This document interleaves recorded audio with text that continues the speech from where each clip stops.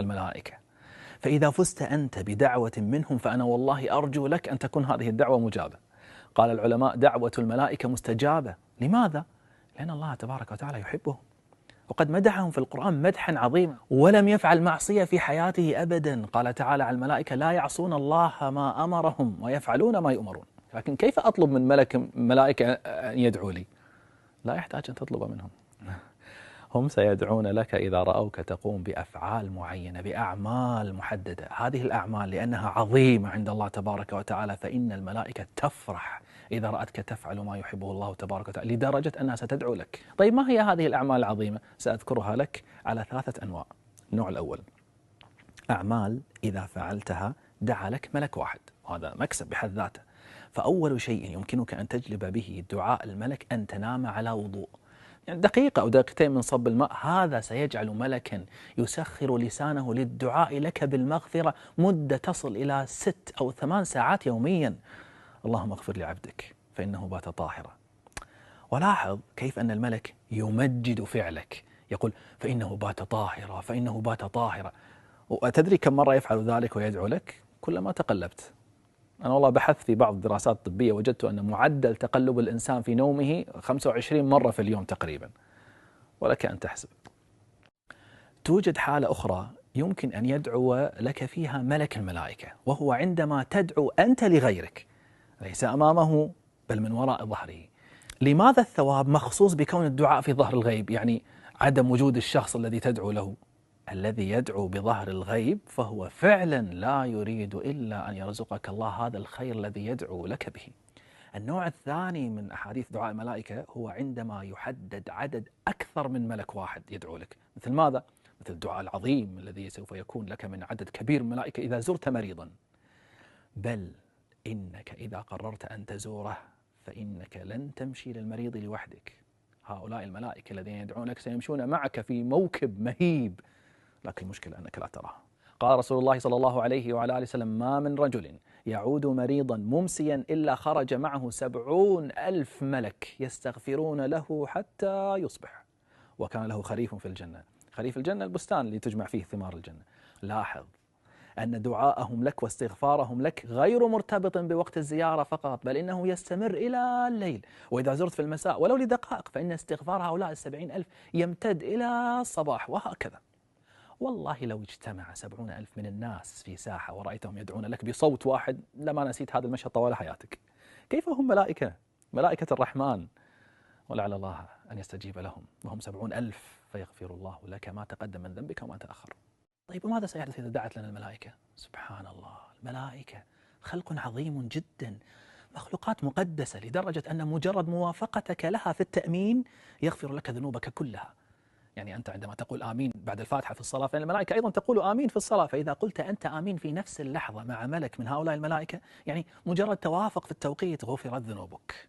اليوم سنذكر كيف تجعل الملائكة عموما تدعو لك حتى بدون تحديد عدد. أولا، توجد حالة الملائكة فيها تؤمن على دعائك، يعني أنت الذي تدعو وهي تقول آمين آمين. متى يحدث ذلك؟ إذا كنت حاضرا عند مريض أو شخص قد توفي. لهذا أحسن اختيار كلماتك في تلك اللحظة. قال رسول الله صلى الله عليه وعلى آله وسلم: إذا حضرتم المريض أو الميت فقولوا خيرا فإن الملائكة يؤمنون على ما تقولون. هذه مرحلة.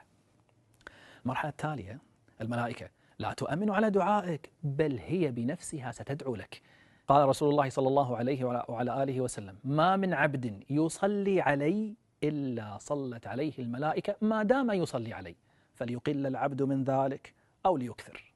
أي والله القرار قرارك. ومعنى صلاة الملائكة عليك أي دعاؤهم لك واستغفارهم لك.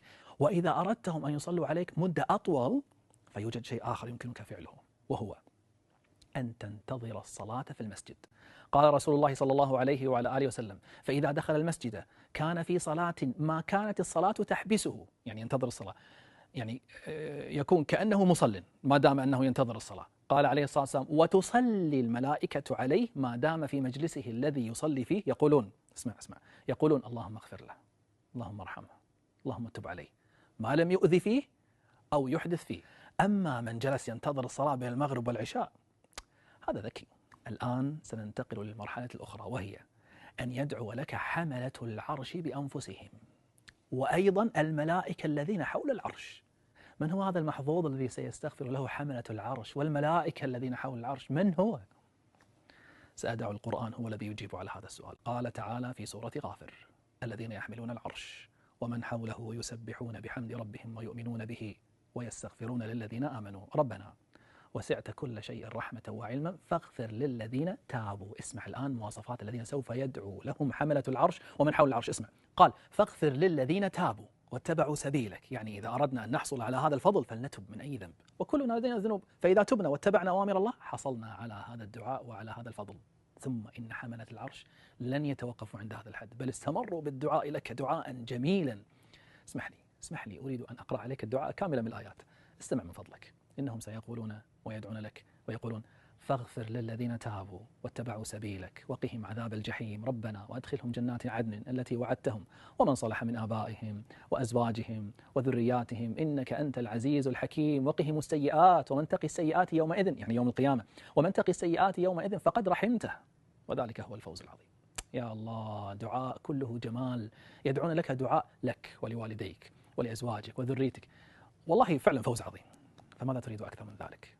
قد يقول قائل: والله هذا هو فعلا أعلى ما يمكن أن أحصل عليه من دعاء الملائكة. أتريد صراحة؟ في الحقيقة توجد مرتبة من دعاء الملائكة هي أعظم من أن تدعو لي الملائكة الذين يحملون العرش، عرش الرحمن، ومن حول العرش أيضا. نعم والله أعظم.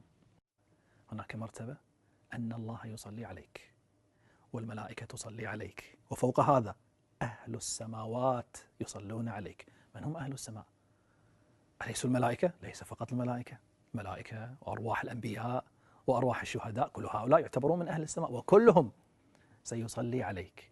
وليس هذا فحسب، بل حتى مخلوقات الأرض ستصلي عليك. لماذا كل هذا؟ ماذا فعلت أنا؟ هذه المرتبة هي الأعلى ولا يوجد أعلى منها. كيف أصل إليها؟ قال رسول الله صلى الله عليه وعلى آله وسلم: إن الله وملائكته وأهل السماوات والأرض حتى النمل في جحرها وحتى الحوت ليصلون على معلم الناس الخير. ما معنى معلم الناس الخير؟ الذي علم الناس أي شيء من الخير. إذا تعلمت شيئا من العلم الشرعي فنقلته وبلغته فأنت في أعلى المراتب. قال رسول الله صلى الله عليه وسلم: من سلك طريقا يبتغي فيه علما سهل الله له طريقا إلى الجنة. قال: وإن الملائكة لتضع أجنحتها لطالب العلم رضا بما يصنع. فإذا كنت لا تعرف العلم الشرعي فيوجد حل. انقل كلام من عنده علم شرعي. قال صلى الله عليه وسلم: بلغوا عني ولو آية، فإذا فعلت أخذت مثل أجره. قال صلى الله عليه وسلم: الدال على الخير كفاعله. يعني حتى لو كنت نشرتها بين الناس عن طريق رسائل أو مواقع التواصل الاجتماعي، المهم أن تتوثق بأنه كلام صحيح، وليس كل ما يصل إليك من الدين أو الشرع تنشره. أخي الكريم، أختي الكريمة، هل هناك أعلى وأجل من أن تمشي على وجه الأرض وأنت تعلم أن الله الذي في السماء يصلي عليك وملائكته تصلي عليك؟ فاجعل لك من هذه الأعمال نصيبا لكي يحصل لك من هذا الثواب أوفر الحظ والنصيب. صلى الله يتقبل منا ومنكم ويجمعنا وإياكم في الفردوس الأعلى.